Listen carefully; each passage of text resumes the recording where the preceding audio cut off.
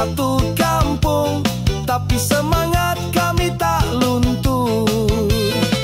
Silat, serendeng, gayung, pusaka, belajar temoi dengan Bali, keluar kerja merata-rata, kampung Pak Bong tetap di hati.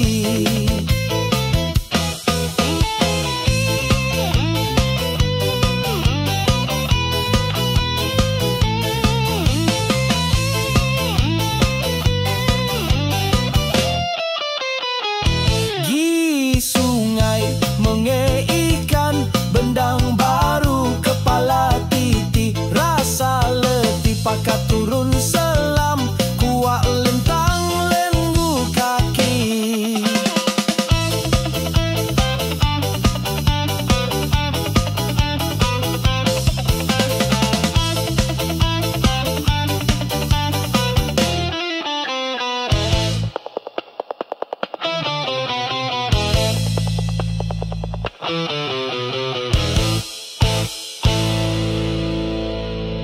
Paling tinggi tangki Nun Sayup Simpang 3, hari-hari ke Pam Keria, malam tepi jalan pula.